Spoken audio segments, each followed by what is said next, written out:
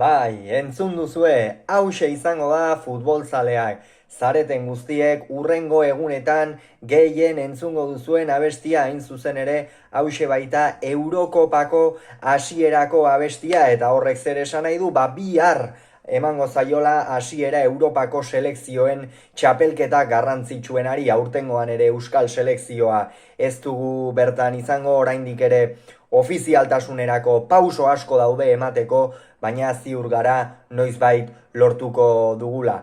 Kontua kontu, goazen beste luzapenik gabe, multzoak errepasatzera. Multzoan Alemania anfitrioia, Eskozia, Hungaria eta Suitza izango dira. B multzoan Espainia, Kroazia, Italia eta Albania. C multzoan Eslovenia, Dinamarka, Serbia eta Ingalaterra. D multzoan Herbehereak, Frantzia, Polonia eta Austria. E multzoan Ukrania, Eslovakia, Belgika eta Errumania. Eta F multzoan Turkia, Portugal, Georgia eta Txekiar Errepublika. Eta geuk zer egingo dugu? Simple, torneoaren simulazioa egingo dugu. Hain zuzen ere, zeintzuk sailkatuko diren multzo fasetik, gero lau hirugarren onenak nortzuk izango diren, hori oso detaile garrantzitsua baita Eurokopa honetan, eta gero jada kanporaketak bakoitzak nork irabaziko dituen adieraziko dugu. Beraz, besterik gabe, has gaitezen. Multzoan Alemania ikusten dut lehen postuan, bigarren postuan Suitza, hirugarren postuan Eskozia eta laugarren postuan Hungaria. Gainera, multzo honetan lehenengo bi sailkatuak oso garbi ikusten ditut, Eskoziak ere selekzio ona du eta sailkaliteke hirugarren onena bezala, baina Alemania lehenik eta behin gainontzekoengandik koska handi xamar bat edo bi ere esan genezake gainetik badagoela, Suitzak aurtengoan ere selekzio oso ona eraman du, eta Eskoziak selekzio handien aurka aurpegia eman izan du eta horrek ere noski errespetua sortu ohi du. Eta Hungaria ikusten dut sailkatzeko bat ere aukerari gabe. B multzoan lehen postuan Italia ikusten dut.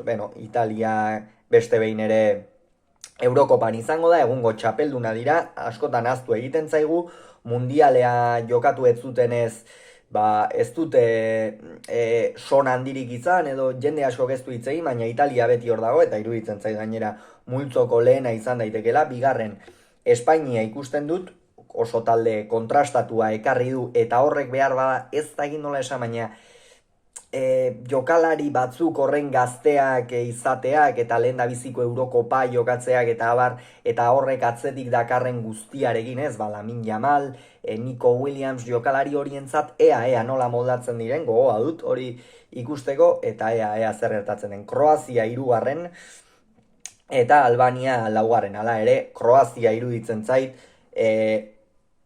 hirugarren onenen artean sartzeko hautagaien artean nabarmen egon behar den selekzioa dela. C multzoan, kasu honetan, Eslovenia, Danimarka, Serbia eta Ingalaterra. Ingalaterra lehen postuan, egungo azpitxapeldunak dira, Gareth Southgatek beste behin ere talde ikeragarria eraman du, behar bada atzealdean beste urteetan, baina zalantza gehiago sortzen dituena, baina hala ere talde ikeragarria da. Bigarren Dinamarka ikusten dut, Dinamarkak beti eraman ohi du talde ona, orain 4 urte gainera Eriksenen, une tamalgarri hori bizi behar izan genuen, esan zorionez errekuperatu zen jokalari Danimarkarra, eta Danimarkak aurtengoan ere selekzio oso ona eraman du. Hirugarren Serbia ikusten dut eta laugarren Eslovenia. Bi haue gainera, hor behar bada Danimarka eta Serbiaren artean borrokatxo bat egon daiteke, baina hala ere nahiko nabarmen. D multzoan lehen postuan Frantzia, bigarrenean Holanda edo Herbehereak, hirugarrenean Polonia eta laugarrenean Austria. Honela ikusten dut hau, oso multzo nahiko garbi ikusten dut sailkapen hau. Frantzia eta Herbehereak bi selekzio oso indartsu dira. Frantzia dagoen indartsuena behar bada, eta Herbehereek ere aurten sekulako selekzioa eramango dute Eurokopara, eta Polonia ere hortxe, hirugarrenen artean sailkatzeko hautagai horietakoa. Multzoan Belgika ikusten du lehenengo, Ukraina bigarren, Eslovakia hirugarren eta Errumania laugarren. Eslovakia ez dut ikusten behar bada hirugarren onenen horietan sartzeko. Eta F multzoan bukatzeko, Portugal ikusten du lehenengo, bigarren Turkia, hirugarren Txekiar Errepublika eta laugarren Georgia. Beno, Turkiak aurten selekzio ona eraman du Alemaniara, interesgarria batez ere, zenbait alorretan, esate baterako Arda Güler gaztearen lehendabiziko Eurokopa izango da, Txalanoglu ere hor daukate, jokalari onak dituzte orokorrean, eta ez usteko bat emateko selekzioa izan daiteke zalantzari gabe.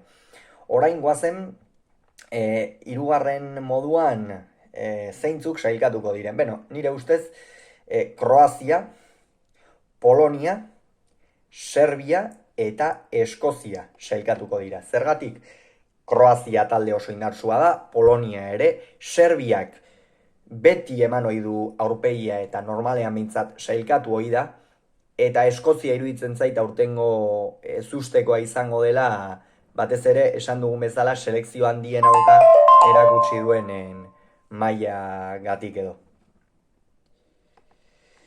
Eta orain goazen, kanporaketekin, Italia eta Eskoziaren arteko final zortzirenetako partida geratuko litzateke. Hemen Italia ikusten dut, garaie, Alemania eta Danimarkaren artean bizi-bizi egingo dute, ez dut bideo oso luzea egin nahi, eta gero Eurokopan zehar egunero izango dituzue bideoak kirolunean, eta hor bai askoz ere gehiago sakonduko dugula, baina hementxe bizi-bizi geure pronostikoak zeintzuk diren, esateko besterik gabe. Alemania eta Danimarkaren artean, Alemania ikusten dut sailkatzeko moduan, eta honen bestez pentsa ze final laurdenetako norgehiagoka geratuko litzaiguken, Italia eta Alemaniaren artekoa. Portugal eta Serbiaren artekoan Portugal ikusten dut, garaie, Holanda edo Herbehereak eta Ukrainaren artean Herbehereak ikusten ditut, Belgika eta Kroaziaren artean hemen behar bada zalantza handiena, baina iruditzen zait Belgika sailkatuko dela.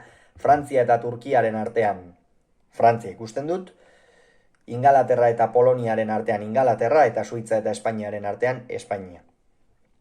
Gero, final laurdenak, Italia eta Alemania, hemen ja da saltxa hasten da, baina Italia eta Alemaniaren artean une honetan bi selekzioak ikusita eta sailkapen fasea eta nola eduki duten ikusita, Alemania sartuko nuke final erdietan, gainera etxean jokatzen dute, hori batzuetan desabantaia ere izan ohi da, baina batzuetan abantaia ere izan ohi da. Portugal eta Holandaren artekoa hemen zalantza geixeago ditut, baina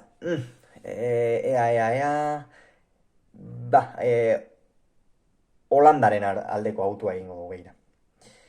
Belgika eta Frantziaren artekoan, Frantzia iruditzen zai sailkatuko dela, eta Ingalaterra eta Espainiaren artekoan Ingalaterra ikusten dut sailkatzeko.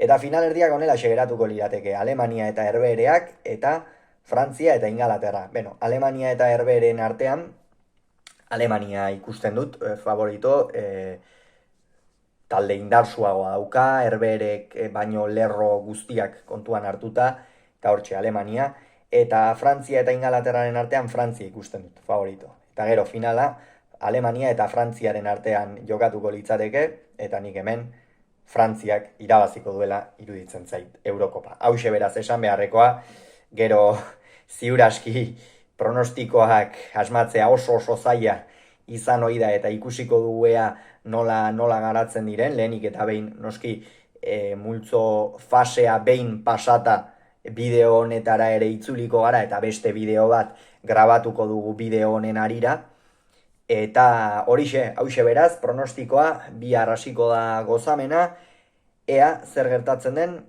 eta gure aldetik gaurkoz besterik ez, bitartean ongi izan, agur!